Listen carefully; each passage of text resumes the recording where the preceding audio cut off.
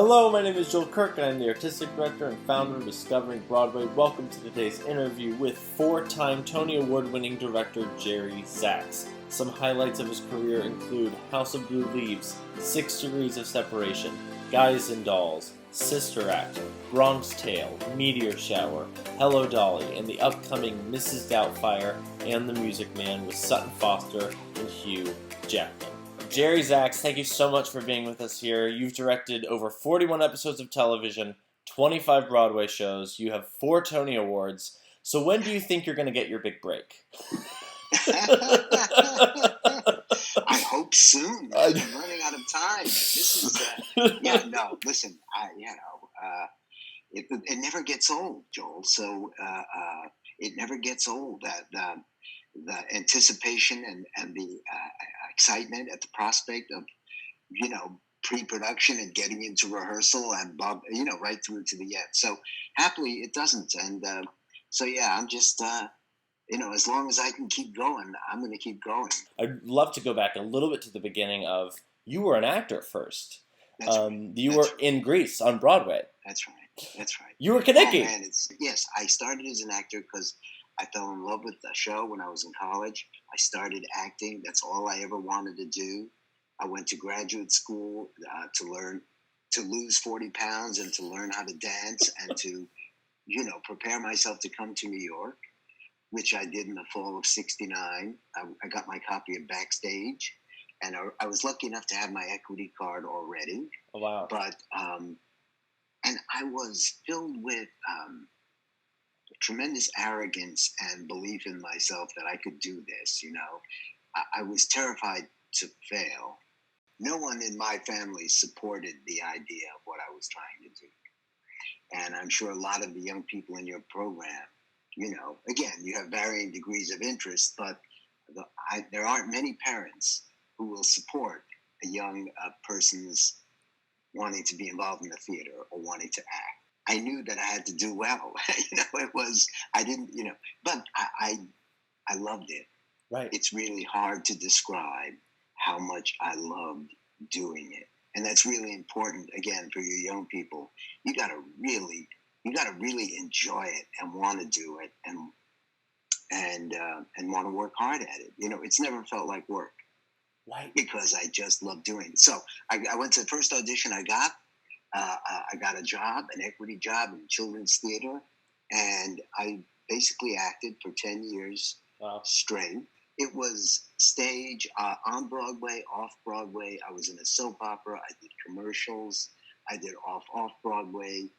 As long as I could be doing it, I was the happiest guy in the world. Yeah, and then that moment where you realized, oh, I want to direct. I want to take on this huge role of taking all the elements and creating cohesive narrative. When did that begin to happen?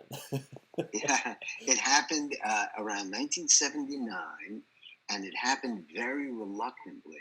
I was a member and am currently a member of the board of a theater group called the Ensemble Studio Theater. Of course. Okay. And I was a founding member in that. My acting teacher was the man who founded the theater. A fellow actor came up to me and said, "I've read this play. I want to play the lead. Would you direct it?" And that was like, what? I mean, I was an actor.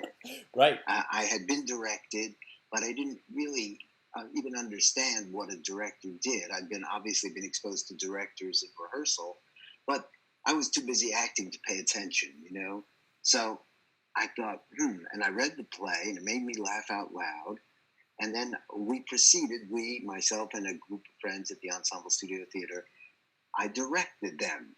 And we did a little bare bones production of the play called The Soft Touch by Neil Cuthbert. It's very funny. I found that I loved choreographing the life between 2 or more actors on stage. I loved choreographing it, figuring out who was pursuing whom, what person A was trying to do to person B, how did person B feel about what was happening, who was initiating the action, who was reacting to the initiate. I loved taking that apart, and it gave me a chance to play all the parts. The greatest joy was hearing the laughter and hearing the response was huge. So understand the situation. Back then, in 1979, there were fewer members at the Ensemble Studio Theater. Right. They did something called the one-act play marathon. And Kurt Dempster would pick the plays. I think Kurt picked the plays. And he would stack them in piles in the lobby for any member to read. I picked up one of the plays, and it was Sister Mary Ignatius Explains It All for You by Christopher Durang. And I read it. I felt this thrill because it made me laugh out loud. I had to make it happen. Again, knowing very little, nothing about what a set can do to help a show, what costumes can do. All I wanted to do was get the actors dealing with this material, bringing it to life. I think you need, in order to last as long as I have, I think you need a combination of skill and luck and relentlessness. So in this instance, the luck comes in the form of the fact that the year before I had played the lead in a production of Christopher Durang's play, A History of the American Film. I had done it at the O'Neill Center and at the Hartford Stage. So I could call Chris up and say, Chris, this is going to sound crazy, but I'd love to direct this play for the Ensemble One-Act Marathon. And we cast it together, and it really went well. Elizabeth Franz was the original Sister Mary Ignatius. Oh, wow. That was at the Ensemble Studio, but it only lasted for a little while. And so the play just sat there until Andre Bishop at Playwrights Horizons became aware of it and produced it off Broadway at the West Side Arts, where it ran for about several years, I think, with a curtain raiser called The Actor's Nightmare. I found myself getting offers to direct. The great thing about directing is it really doesn't matter what you look like. At all. No, but it's true, man. And all your kids should take this to heart. All it really demands is that you want to be a control freak desperately, and that you get great satisfaction out of putting it up there, and learning how to tell the story. And so suddenly I had gone from being an actor to being a young director. A lot of my friends who are actors feel as though they have to self-justify a lot that they're actors. As a director, I've never felt like I was insecure telling people I was a director. Well, it sounds better, doesn't it? I mean, when you say you're a director, it sounds like, ooh, right? What you're saying about this self-justification need, it makes great sense, because the only time an actor really feels like an actor and really doesn't feel like they have to apologize for it or justify it is when they're doing it. Right. This is what, and most times actors are not doing it. Statistically, I'm sure that's true. And it's hard not to get discouraged when you're not doing it, and to overcompensate when you're telling people what you do if you're not doing it. Right. It was always easier for me to tell people I was an actor when I was actually acting in something. Right. I remember when I told people I was an actor, they would look sad. They would feel sorry for me. Like, oh, I'm so sorry to hear that, assuming that I was in some sort of pain. Right. But I've been one of the luckiest guys in the world. I mean, I've been happy when I'm working. It's like a great, it's a great love affair.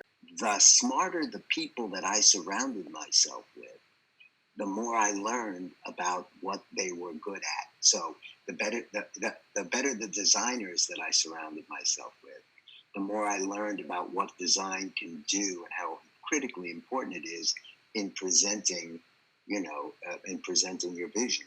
I directed Beyond Therapy, and again, it was off Broadway, right? And I worked with Sigourney Weaver and Steve Collins and some wonderful, Kate McGregor, wonderful actors. I had a great idea how to meet. It was multiple scenes, many scenes, and so I had a running musical theme that I did pieces of Art Tatum's version of Someone to Watch Over Me, because that's the key music in the play. Right. So it was very tasty. What I didn't have was the dramaturgical knowledge or the experiential confidence to encourage the playwright to cut. Huh. I didn't have the eye for, we don't need this here. We've said this twice now. We don't need to say the same thing. And I learned about the importance of the rate of new ideas in storytelling, right?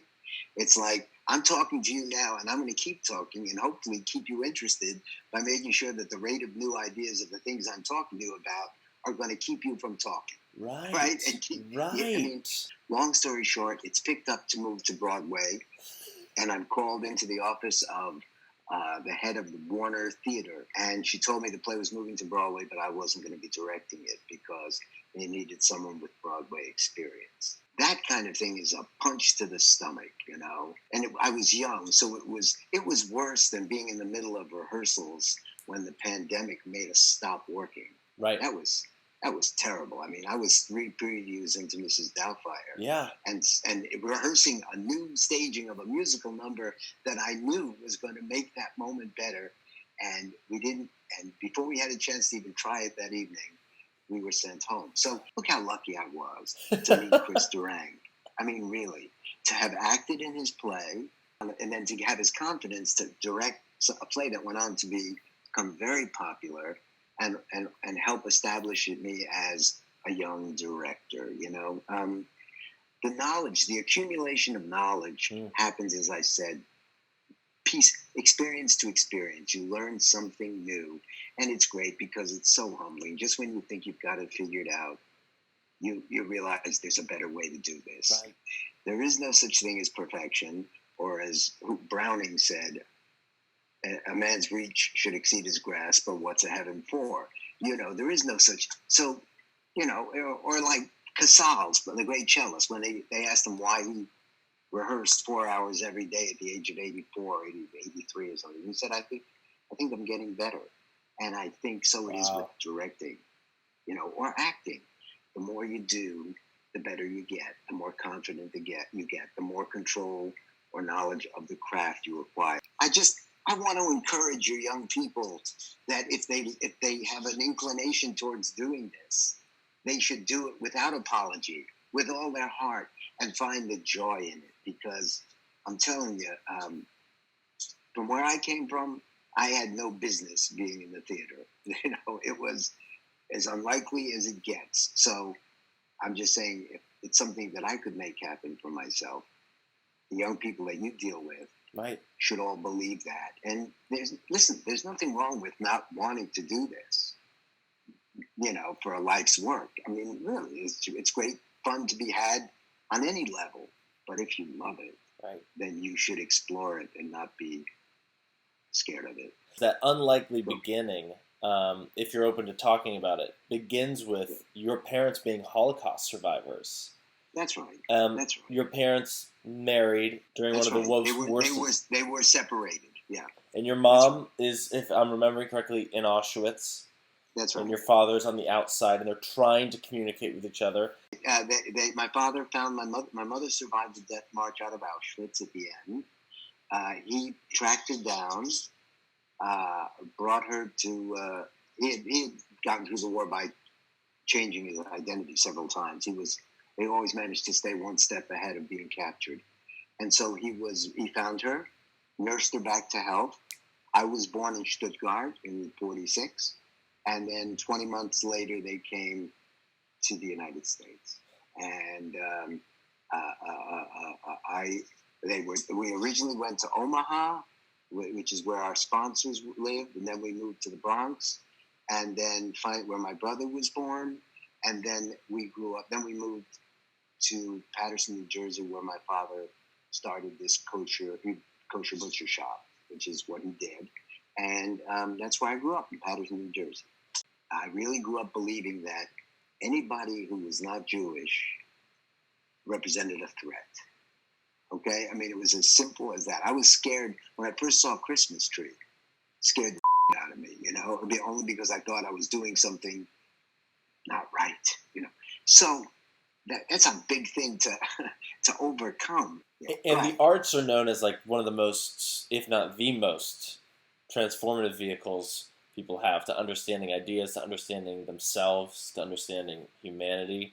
Do you remember, as you're learning to trust people and be loved in return by people different than you, if theater had any impact in that, if there were stories. Theater had everything to do with it. Theater had everything to do with it because there is no, the range of people that I've come to know closely because you work with somebody, you get to know each other. You get to realize that that you have much more in common in the way of what is going on inside us than differences based on our background or appearances or any.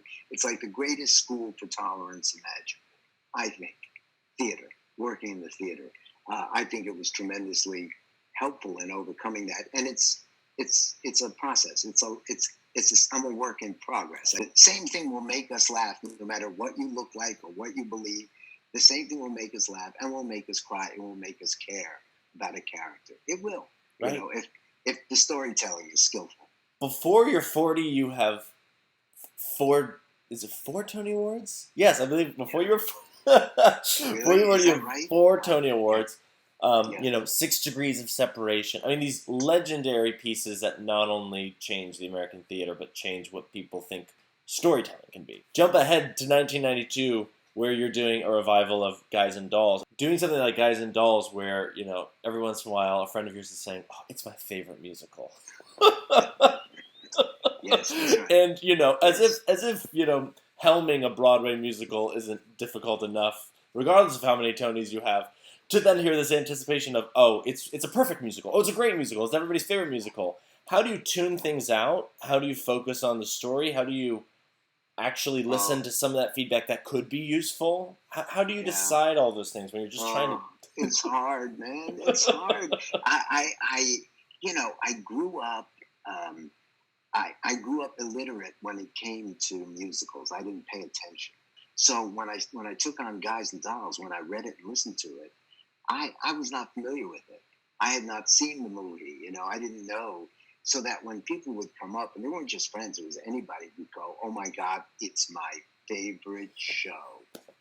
Now what does that sound like to you? It sounds like don't up. It sounds like to me. I mean, I joked about it, and I just went about my work, and my work was telling the story in a way that transported people. I was blessed with a set designer like Tony Walton, who I had done 6 Degrees with, right. I think before Guys and Dolls. Yeah, I was at his summer home once, and before we started working on it, and I noticed a book of his illustrations, and I said, "Tony, the sets, this is what they make them look like this, full of joy and full of color." And the hardest part of that was I miscast one of the leads. Right. And so you've got 2 love stories there. You've got Nathan and Adelaide, and you've got Sky and Sarah. And the Sky and Sarah love story was not working. It was not compelling. It was not believable. It was not transporting. I was the last to know. I was the last to know. And the producers very respectfully did not say, "You made a big mistake here. You've got to make a change." It was pretty early in previews, that I pretend that I couldn't put my finger on what wasn't working. The hardest thing about directing is having to replace actors. Period.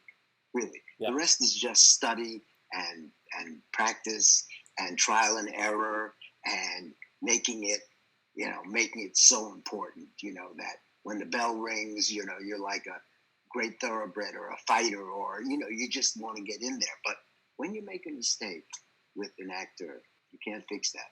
And it wasn't until I pretended that I had bought a ticket and just come to see this show, one preview, and by coincidence, in the same evening, I heard for the only time in my life a boo during the curtain calls. It was chilling, Joel. It was chilling. And then and then I knew I had to make a change. It was painful for everyone, mainly for the actors involved. But the difference it made to the show was extraordinary. Finally, 5 shows before critics came, we had it. Yeah. There was a there was the opening number of Guys and Dolls. Do you mind if I run on? Yes, about no, this? we've heard about this. All How it right. was like a You, 7.5 number. that's it. Okay, good. Yeah, oh yeah, I'd That, love for you to talk about that. That's great. well, I didn't know how to pick a choreographer Huh. back then. I hadn't done that many musicals. Right. And so I asked 5 or 6 choreographers to get a bunch of dancers and put together a couple of numbers from the show, one of which had to be Runyon Land. Chris Chadman's work was just exactly what I thought the show needed. And so I asked him to choreograph it. And ironically, I made that decision based on what he presented to me for Runyon Land.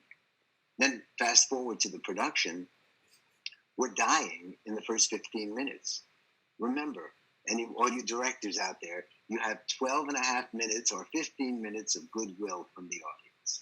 When the lights go down, everyone wants it to be wonderful. They've paid money. Right. They want to be transported. And you better begin to transport them right away. That's why I say, if you're doing a comedy, get the first laugh as early as possible. The Runyon Land was 7.5 minutes. It was killing us because it was 7.5 minutes of precious stage time devoted to characters other than the principals. No one wants to spend 7 minutes without getting to know your leads. So I said, we have to cut it. And Chris said, I'm begging you, let me go back into the studio and come up with a better version. I know what it needs. And then one day Chris said, I've got it. I came down to look at it at the rehearsal studio. It was a distillation of what he had done. It was like now 3 minutes. We put it into the show that night, and the show took off. So it was a series of those discoveries as a director. It's like I was just watching the documentary about Fiddler, and they were talking to Austin Pendleton, and the show had opened in Detroit and gotten bad reviews or something. It was not received well. And Austin asked Jerry Robbins what he was going to do. And he said, I'm going to fix it 10 different things every day until we get it right. I remember running into Jerry Robbins. He was in previews and I was in previews. And I said, how's it going, Jerry? And he said, Jerry, and he just did this little gesture of, screwing, just getting it. So where we ended up with Guys and Dolls was tremendous excitement and acclaim. Right. But the journey there, it was right. With the pressure of everyone in your ear going, yes.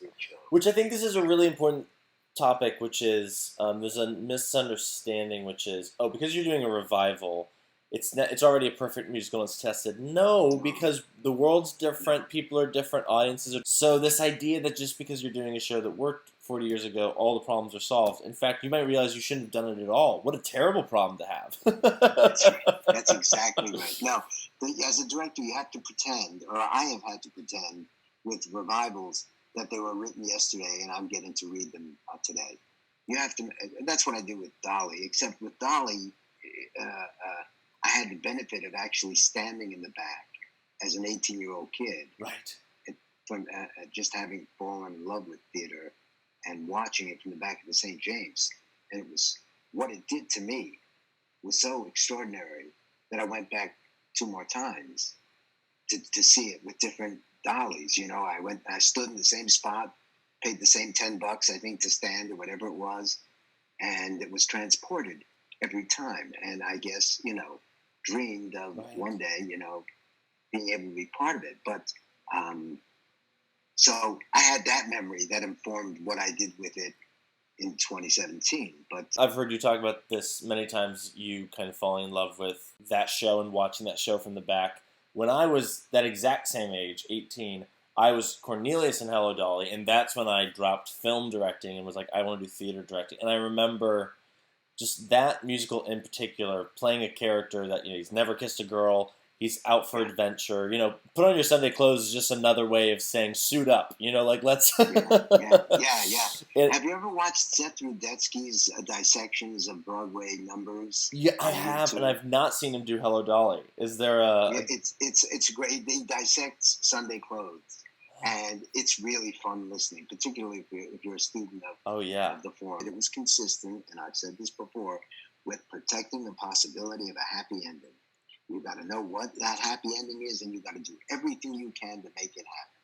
Right. And if anything threatens that, you got to behave as though your life is threatened. And when you get actors functioning on that level, Right. it never feels old-fashioned. Right. It feels immediate. You said something in an interview that I thought was so interesting. You said that by first rehearsal, every and, every from, every the, every and has been burnished. There's got to be a reason for everything in the script. And so talk about going from 1980 or 82, where you're directing Chris Durang's play, and you're saying, oh, I didn't have the dramaturgical knowledge. Jump ahead to today with Meteor Shower, where and I find this problem with a lot of directors. They'll be 10 pages into a script and already have like notes for it, and they're not actually open yet to just taking it all in and then going in. What is the balance of, I gotta call Steve, this moment doesn't work, and saying, maybe I actually need to see it in rehearsal first? Because of course nobody wants to start rehearsing a script, especially with that short amount of time that you have and the huge amounts of money. I know it's a very layered question. It's messy, it's a great question. I've gotten to the point where, because I've been doing this for so long, and by this, I'm saying once I get started, the first thing I do after I fall in love with it, wind up all the designers, is I sit down with the script and turn pages with my associate. There's very little that I will say, let's see it in rehearsal. I will make notes, or I'll have him make notes where that we can use this, or this sounds like it's supposed to be funny, but it's not really funny. It's got the rhythm of a joke, but it's not particularly funny. Or, and I mean, what's funny makes you laugh out loud, honestly, right. You're reading it, or imagining a staging of it that makes it funny to witness in your mind's eye, I would have a real agenda of script notes whenever I would sit down with Steve. And he's great because he's smart and he knows it's about rewriting and he's not precious.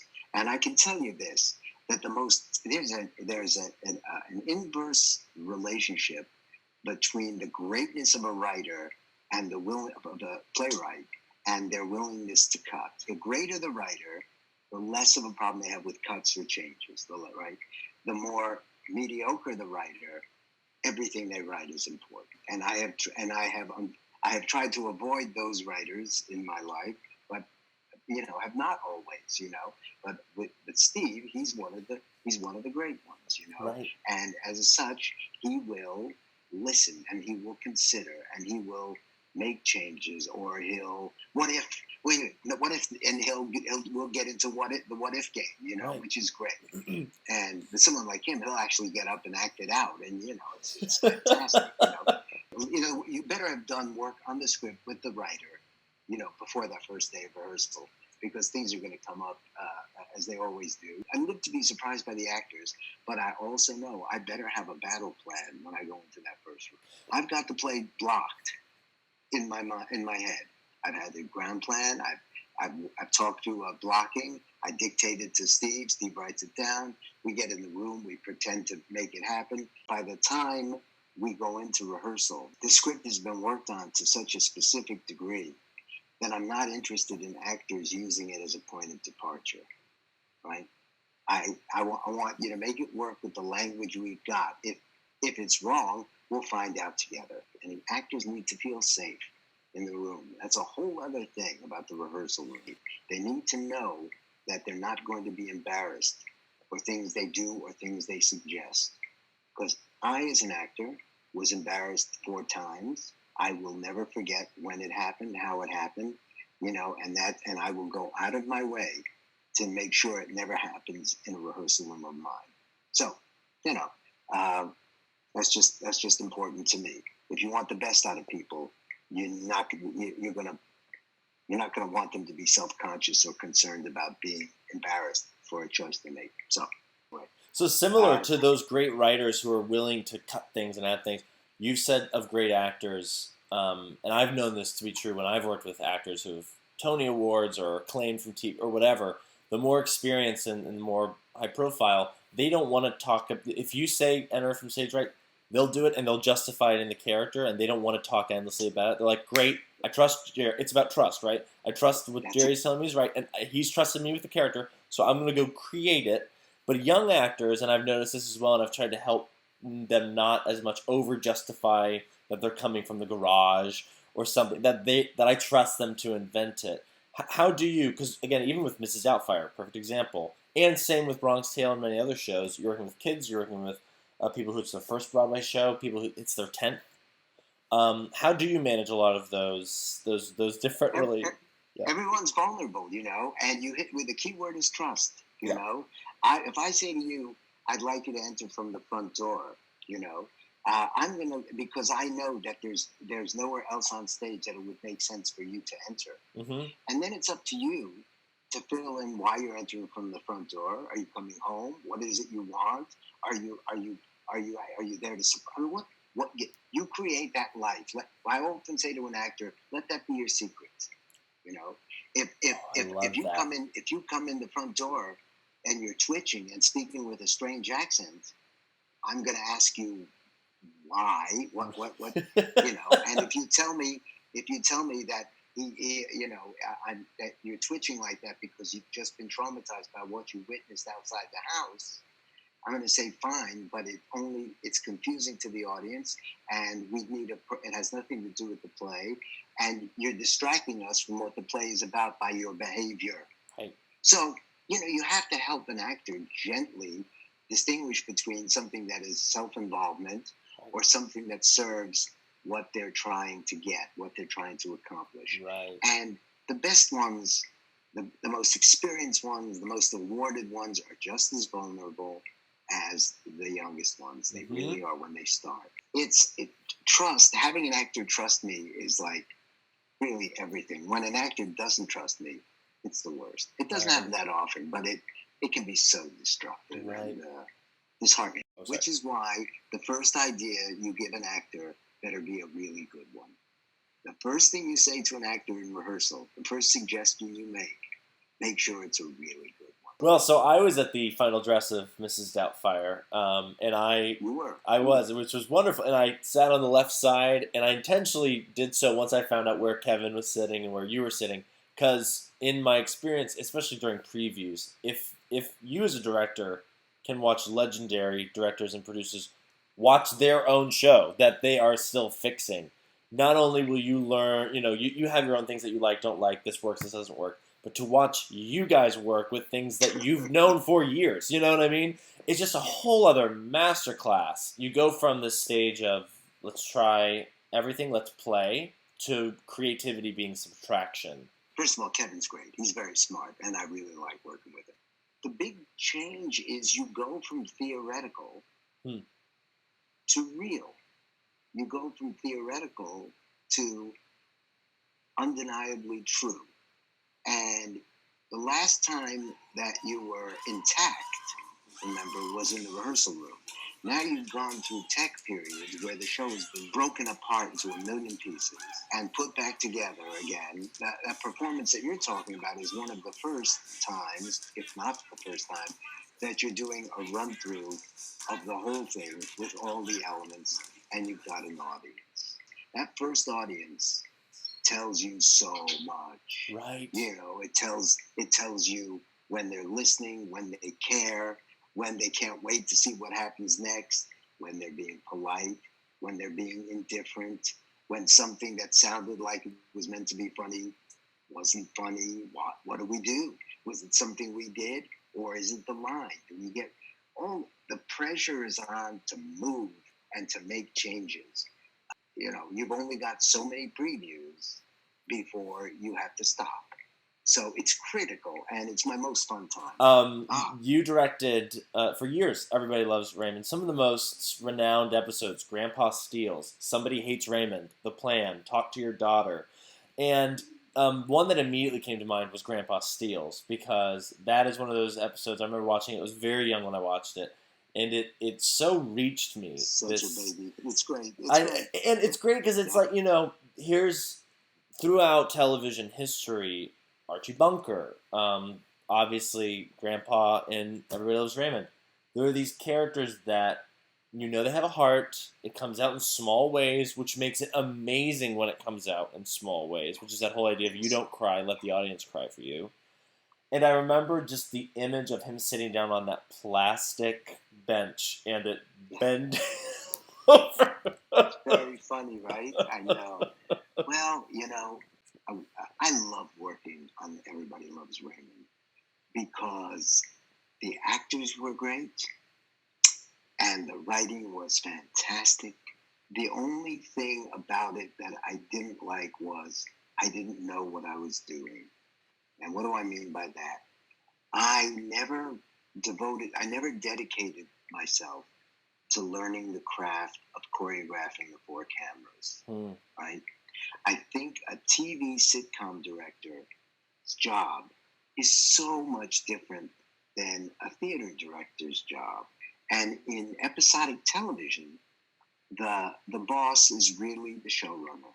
The TV director's job is to make sure that you've got all the shots, that you've got all the key moments and lines covered by camera. And you've got 4 cameras, and you've got to make sure by how you choreograph them that the show is covered. And it was a skill I never really dedicated myself nor mastered. So when I say I wasn't very good at it, it's not just self-effacing. It's true, you know. I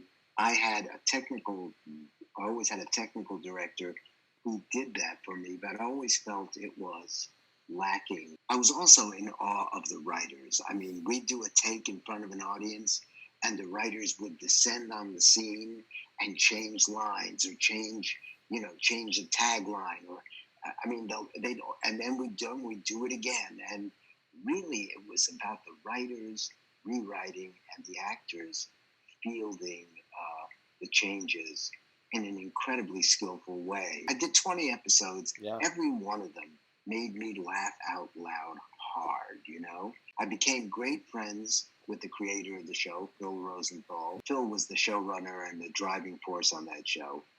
And the only reason I directed it was he was a theater fan and had been a theater fan before his career in television started. So he asked if I wanted to do some, and I managed to survive with my limited skills. You know, I'd come up with just enough good ideas to increase. Phil always loved what he called the Broadway laugh, which is where the audience laughs, and then if you don't do anything, they just laugh again and again. You know, it's one of those laughs that comes in waves of delight because the actors are just not moving. If there is anyone here who knows any reason why these 2 people should not be joined in holy matrimony, let them speak now or forever hold their peace. Excuse me. I need to say something.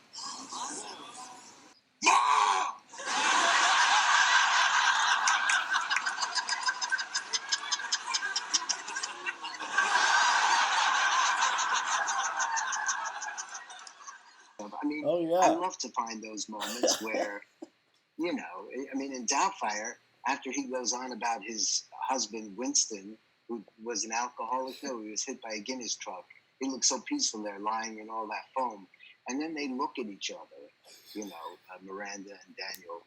And the script says, she sees something familiar, but she can't quite place it, And all they need to do is lock eyes and not move.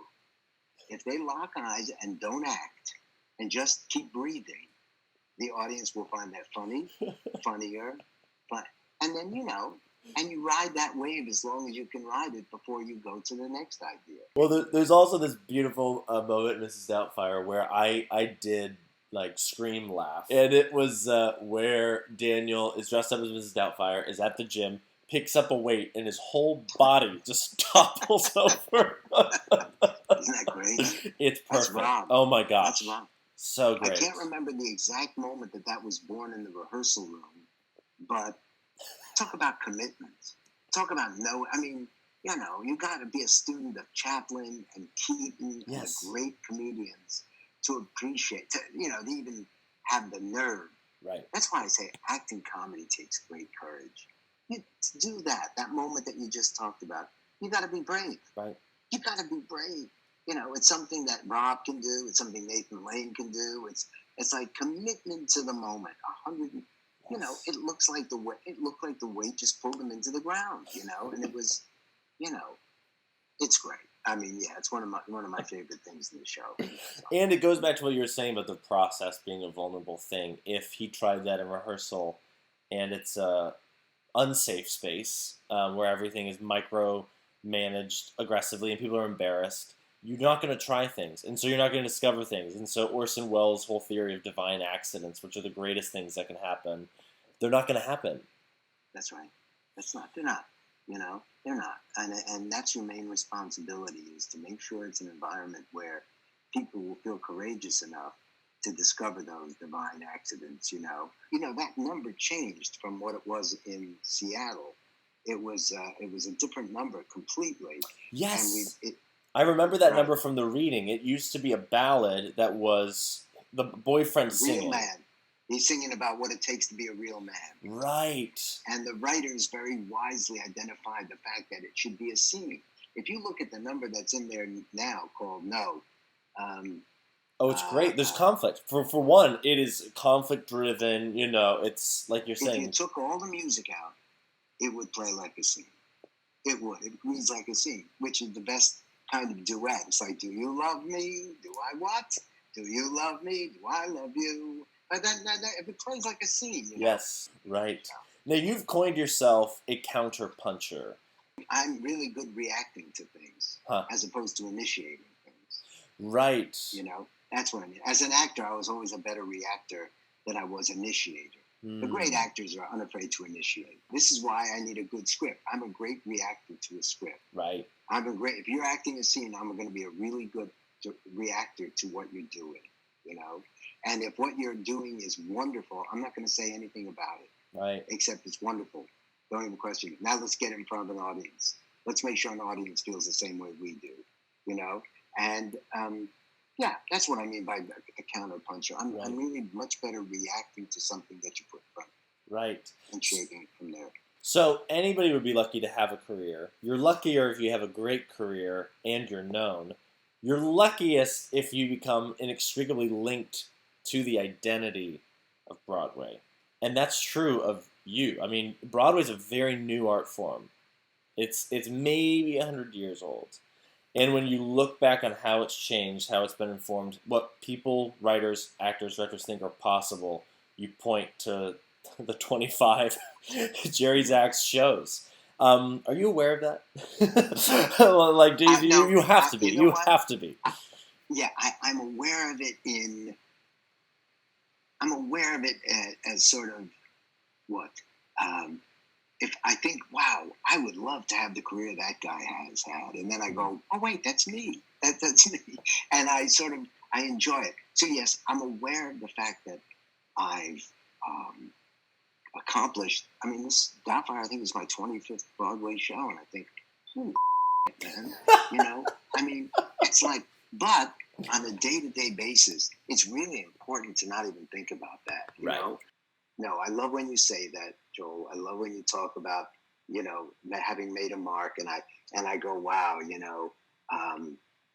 when I was a kid, when I was in graduate school at Smith, I went to see a play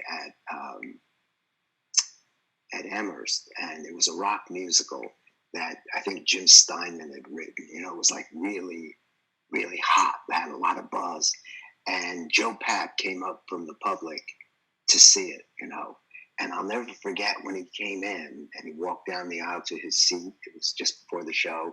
I remember people going, "There's Joe Papp. There's Joe Papp, And at that moment, I thought, I would love that. I would love. This is terrible. But I'm just confiding in you. Right. That's what I wanted. Right. That's what I wanted. Somewhere at some point I wanted that, Right. Now. Then I forgot about it for 30 years, and just went on about doing my work. But I have found that if I'm at a show and and I'm not enjoying it, I can't leave at intermission anymore. Right? Yeah. Oh no, you can't. No. I'm aware of it in that way. I'm aware of it when I speak to young people who are working on scenes, or doing auditions, or I'm doing an audition workshop or something, that I really do have something that can help them be their best selves, you know? And so that's the dividend of having done it for as long as I have, man. I'm 73, and it's like, wow. I could do Grease Lightning tomorrow in my mind. Of course I couldn't. I would hurt myself badly. But So yeah, so it's all gone by so quickly, Right. that I don't, I do it jokingly with my wife. I'll say something like, I'm in the Theater Hall of Fame. You got to listen to me, or something stupid like that, and she'll laugh and put me in my place. But anyway, and make sure, yes, just make sure that the young people that you work with know that that if they love doing it, then to do it with all their hearts and to not question themselves and to give them. I want to say, if I can do it, then anybody can do it, and I mean that because I'm just saying, no matter where you come from or what, or the skeptical looks that you might get from people that, parents and relatives, when you talk about the theater or acting or whatever your interest is, and, don't let that discourage you. I just don't,